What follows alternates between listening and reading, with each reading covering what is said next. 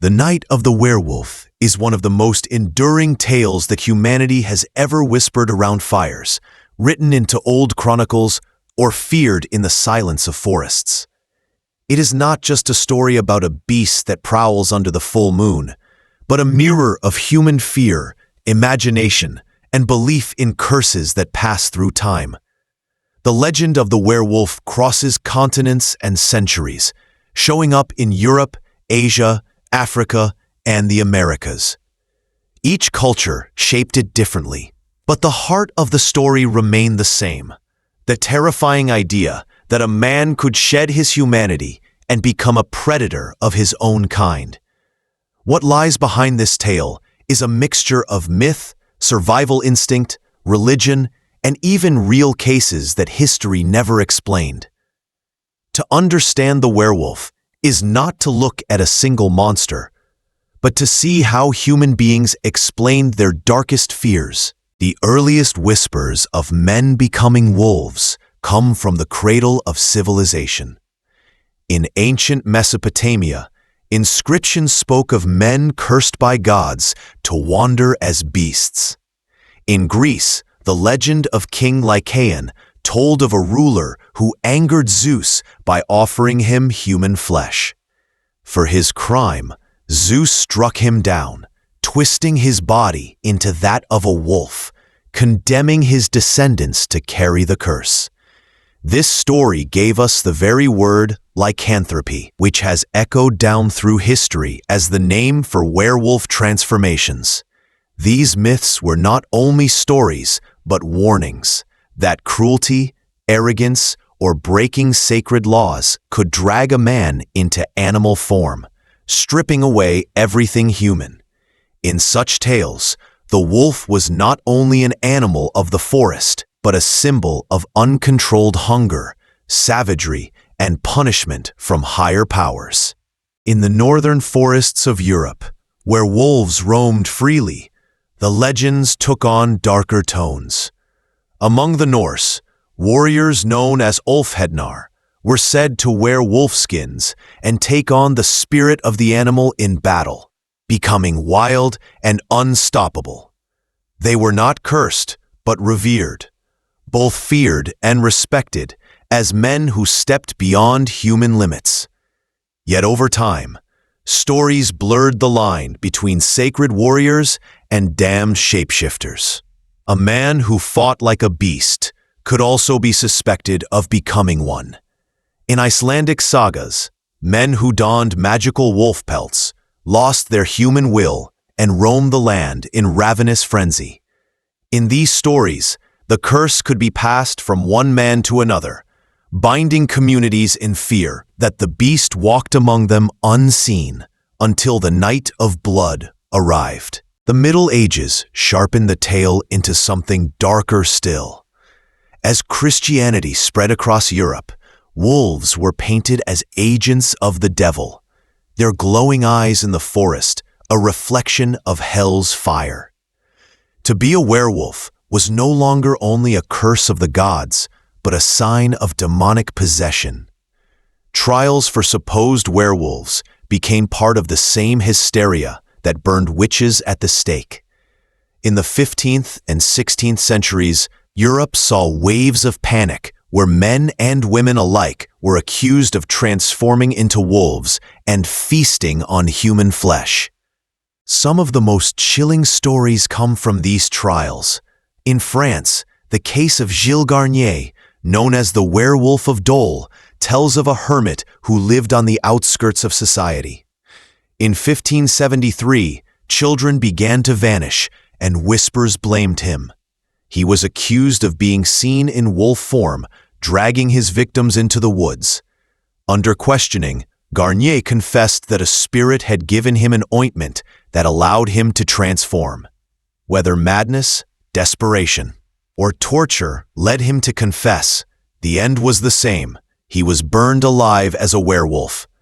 Such stories remind us that the myth of the werewolf was more than a fireside legend. It was a force that decided life and death for real people. The curse was not only in stories, but in the minds of entire villages, where fear turned suspicion into execution. But the idea of transformation did not always come with such terror. In Slavic lands, werewolves were sometimes tied to folk healers, men and women who could walk between the human and animal worlds.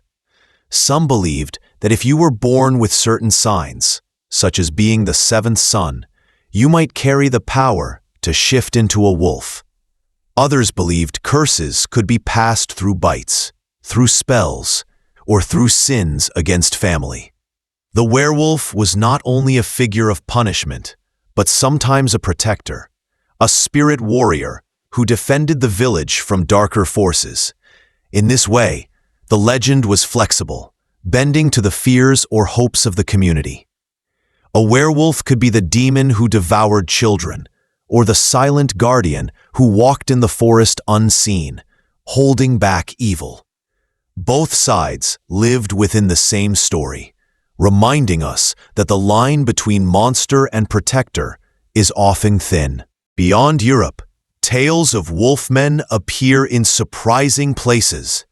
Among Native American tribes, there were stories of skinwalkers, people who wore the hides of animals to transform. While not exactly the same as werewolves, the resemblance is clear. The fear was of a person who abandoned human identity to become a predator under the moon. In Africa, legends told of leopard men who prowled the night with the strength and cruelty of beasts. The pattern repeats across the world. Humanity has always feared the blending of man and beast, of civilization and wildness. The werewolf, in all its forms, stands at that border, reminding people that under the right curse, even the most ordinary man could become a creature of nightmares. What made the werewolf so powerful as a legend is that it explained things that ordinary minds could not. When livestock was slaughtered with unusual violence, people whispered of wolves in human skin. When children vanished in the night, the blame sometimes fell on neighbors accused of carrying the curse. The werewolf became the face of everything unexplainable, a way to point at someone and say, "There is the reason for our suffering." In times of hunger, disease, or war, this scapegoating became deadly. The myth carried weight because it gave shape to fear. A wolf is a beast you can fight, but the idea of a man who becomes a wolf means the enemy could be hiding anywhere, even inside yourself. The transformation itself became one of the most enduring symbols of the curse. To see a man writhe under the moon, his bones breaking, his skin tearing, until fur and claws emerged, is one of the most terrifying images passed down in myth. Ancient tales described potions made of herbs like wolfsbane, or ointments rubbed on the skin that unlocked the beast within. Others spoke of belts made of wolfskin that granted the wearer the power to change. The full moon became the most famous trigger, though in the earliest stories, the change could happen at any time. The moon, with its strange light and its pull on tides and human emotions, became the perfect symbol of uncontrollable change. The werewolf did not ask to be a beast. The curse seized him, dragging him into savagery, tearing him from family and community. It is the ultimate loss of control, and perhaps that is why the story endures. Over the centuries, the image of the werewolf shifted. By the 18th and 19th centuries, the hysteria of trials faded, but the story lived on in folklore and literature. Writers began to shape the werewolf into tragic figures, cursed men who longed to be free of their fate. The beast was no longer always the villain, but sometimes a victim, trapped in a body that betrayed him under the moon. In this form, the werewolf became a reflection of humanity's fear of the beast inside us all: rage, hunger, violence that we cannot always control. It is no coincidence that these stories grew during times when society struggled with crime, war, and questions about human nature. The werewolf became a canvas onto which people painted their anxieties about what it meant to be human. Even today, the werewolf thrives in our imagination. Films, novels, and television have turned the legend into something familiar, yet always frightening. Modern tales often explore the curse as a metaphor for disease, for addiction, for the uncontrollable sides of human desire. But at its core, the story is still the same as it was told centuries ago. A person, often unwilling, transforms into a predator under forces beyond his control. Blood is spilled, innocence is lost. And when dawn comes, shame and fear take its place. The werewolf remains powerful because it carries a truth we all understand, that inside us is the potential for darkness, and it only takes the right night, the right curse, for it to break free. The night of the werewolf is therefore not only about beasts in the woods, but about the human heart. It is about the fear of what lies beneath our skin, about the curses we inherit, and the desires we cannot contain. It shows us how people across time have explained the unexplainable, punished the guilty, and terrified themselves with stories that mix man with beast. From ancient kings cursed by gods, to medieval peasants burned at the stake, to the modern screen, where fur and fangs still flash under the moon, the legend has never died. It walks with us still, a shadow on the edge of our firelight, reminding us that myths may fade, but fear does not. And so, the night of the werewolf continues, echoing through history, leaving us to wonder if behind every legend there was once a man who truly howled at the moon.